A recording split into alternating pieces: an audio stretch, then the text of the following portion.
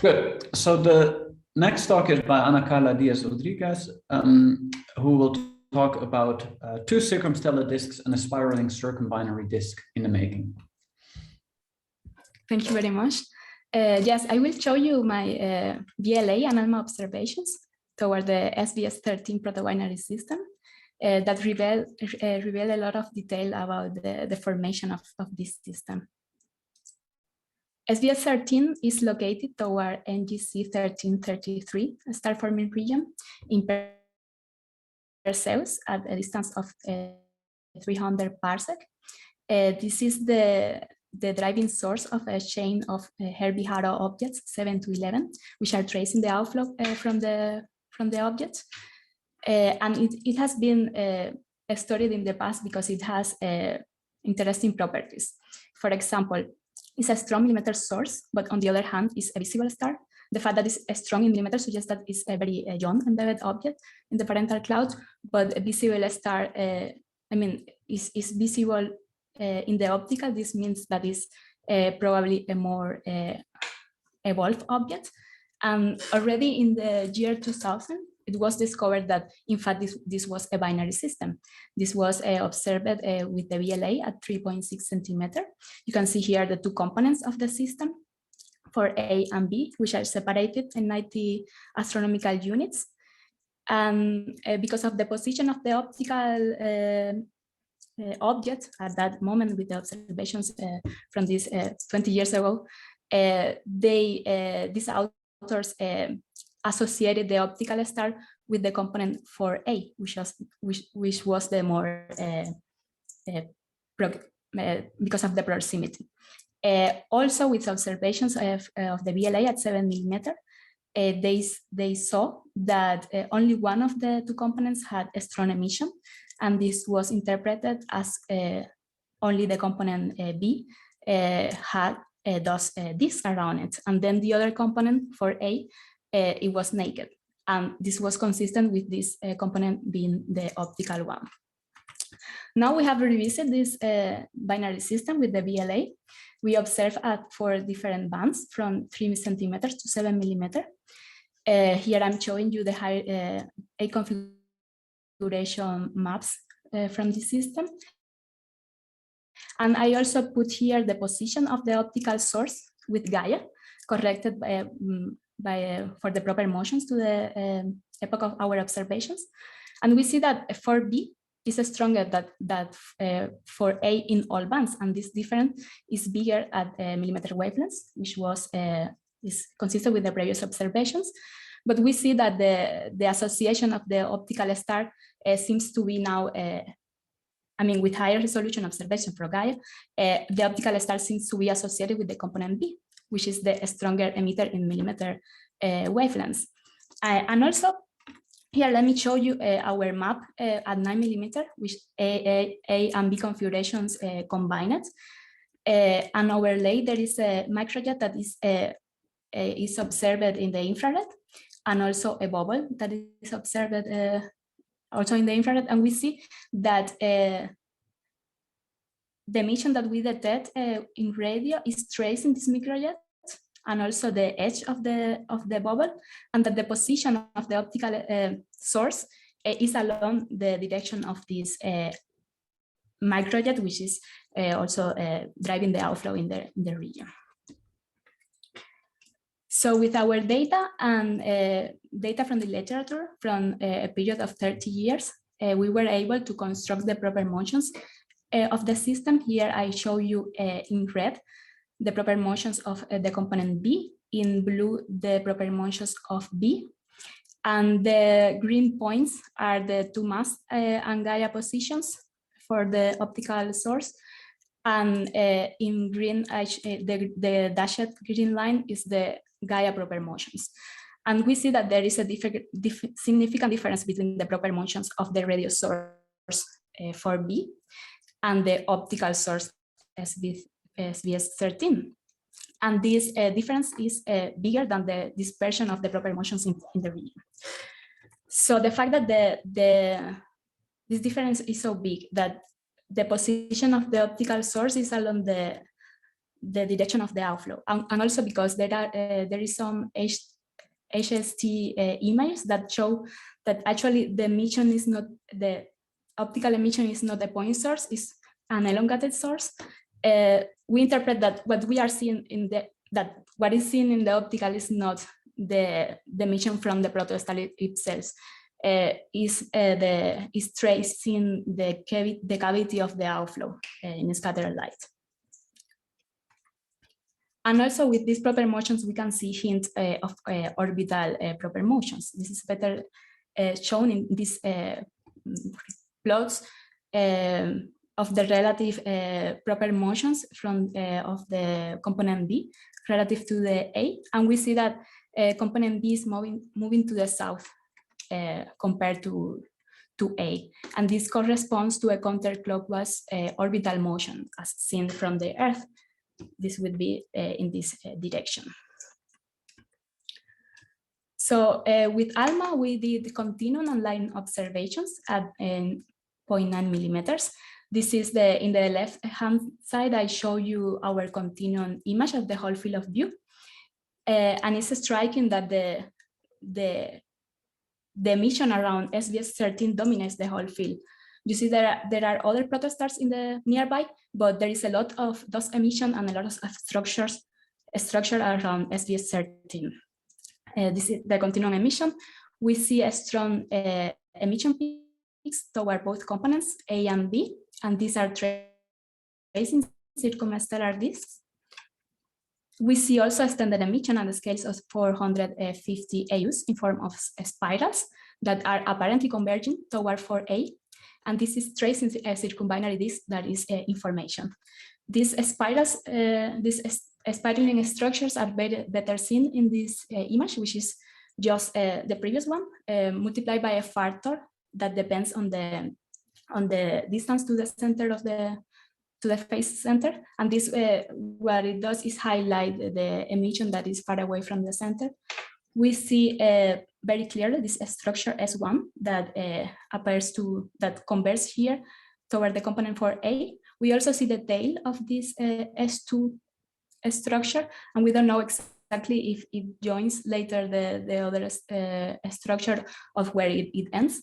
And then we see a fainter structure, S3, that it could be also a spiral, or it could be a bridge between the two protostellar. And this has been proposed by some simulations of binary formation. So when we make an image removing the standard emission, we are able to image directly the circumstellar disks. And these are small disks with sizes of 24 AUs for A, and 18 AUs for 4B. An interesting thing is that in the image made with all the emission, we see that the peak of the emission is toward the component A, but when we remove the standard emission, then the peak is toward 4B. So this is indicating that there is more dust around the component 4A, and this is distributed over a larger region, and that the dust around 4B is distributed in a compact region scale with a higher column density. We can also say something about the molecular gas with our line observations. Here I'm showing you the spectra taken toward the component A in blue, the component B in red, and a position between the two protostars in black that we consider a proxy of the circumbinary material. This is only one spectral window. We have 5 more. It's a very wide observation. And for the first time, we're able to separate the emission from the two components, because previous observations of the molecular gas were done with lower angular resolution, resolution. So they were detecting the emission from the whole system. We see that the lines are stronger and broader toward 4A and toward 4B, that the stronger lines present absorption near the peak, suggesting they are thick, and this is mostly happening for A. And interestingly, only a few lines are only detected toward 4A, and these are transitions of ethylene glycol. We also detect complex organic molecules associated with the two components, indicating that both A and B are hot corinos. And we are able to construct rotational diagrams for a few species and then derive the rotational temperature and the column density for these species. And in summary, we are identifying 180 transitions from 29 species, 13 of them COMs, and 7 of them are first detection in the system. And also we have 28 unidentified lines that are strong with intensities higher than 10 sigma.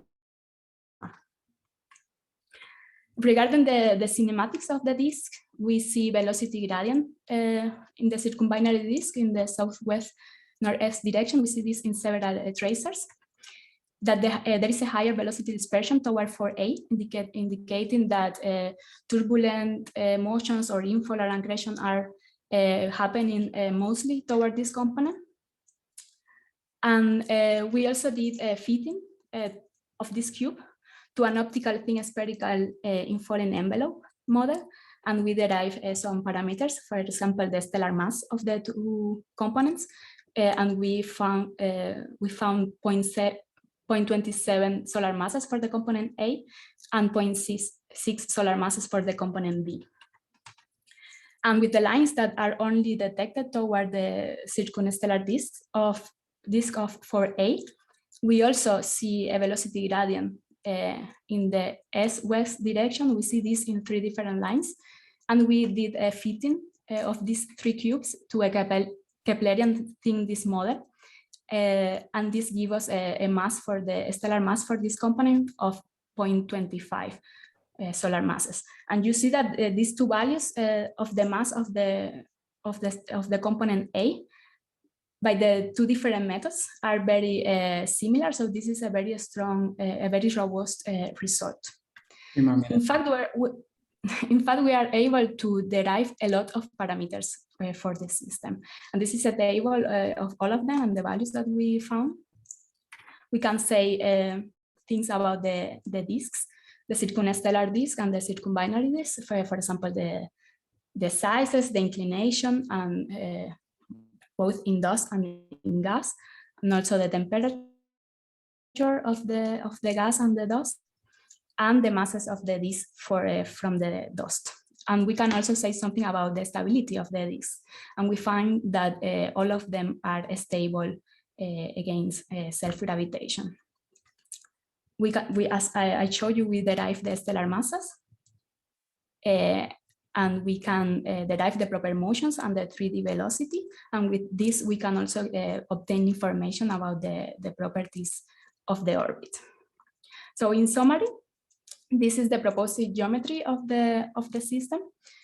We are detecting at least 2 components, A and B, separated in 9 astronomical units. The total mass of the system is 1 solar mass. The component for B is a primary component, and both protostars have circumstellar disks. There is a circumbinary disk information, and it has spirals that appear to converge toward the component A. We are detecting COMs toward both components, they are more intense in the case of 4A. And we see consistent evidence of the rotation of the whole system in the same direction, which is counterclockwise as observed from the Earth. And we see this because due to the proper motions, the radial velocity gradients, the spiral arms. And I think that the main importance of this work is that with all the parameters that we are deriving from our observations, now SVS 13 is an excellent testbed for numerical simulation of the earliest stage of binary formation. Thank you very much. I will take questions if there are any. Thank you very much, Ana Karla, for your nice talk. It's really great to see 30 years of data next to each other, but also really the richness of your data. Yes, let's go to the questions, Alvaro. Yeah, there are some questions. So first one is, thank you for the nice talk.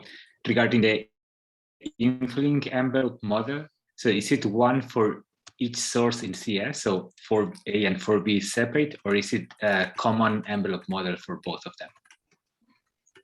Yes, what we did is just to use a part of the emission to derive the parameter of each component, because here the gas that is over here is affected or is infalling towards the component A. But the gas over here, it has also the contribution of the other protostars. So what we did was to use only the emission toward this side to derive the parameters for the A, and then the emission toward the other side to derive the parameter for the component B. And we did this infalling model because with the PV diagrams, it was very clear that there was a acceleration occurring there. I didn't show you, but it's very clear that the infall is happening. Okay, thank you. If there is time for more questions, there are some more in the chat. I take it as a yes. So there is one that, sorry if I miss it, but do you have a robust distance measurement for this very interesting system? So is the distance well now? The distance, no? Yeah. I haven't measured the distance, but it has been measured before, and it's around 300 parsecs. Mm-hmm. Okay, thank you. I have a couple of questions from my side. If there is time, I can ask one of them. Yes, yeah? Please go ahead. Okay. So the short one is, of all these other BLA sources that you have in the field of view, in this, can you also get proper motions of them? Or because it could be interesting, so if they are part of the cluster, it could be quite useful to get the dynamics of the cluster. Yes, I haven't done that. But there is also data in the literature about these sources. Actually, there is a paper that from Carlos Carrasco, where he derived these proper motions, and now with our new data, we can refine these measurements. Because if I can follow up of my question with another question. So with this thing in mind that maybe all these objects are moving in the cluster, and based on the spiral structure that you have identified with ARMA and the proper motions, could we be dealing with something even more crazy, that it's like two objects that are approaching to each other from two different parts are interacting and curving, and this is why you see the different velocity structures, or can this be excluded? We have thought about that, and actually, I mean, I only show you like a piece of the work, and there is also a molecular emission that is seen at larger scales that appears to be connecting this BLA20 source with SVS 13, but this is something that I need to work more in the future. Is something that we are going to see. To investigate. There are also streamers there at larger scales that what we are seeing here in the dust. So yes, it could be happening. Okay, yeah, that would be interesting. Yeah, so we can keep talking in the future. So I'm very curious about this subject. Okay, thank you very much, Ana Carla. If there's any more questions, then you can write them in the Slack channel. This ends this morning's session, so let's also take this as an opportunity to thank everyone who talked this morning for the excellent presentation.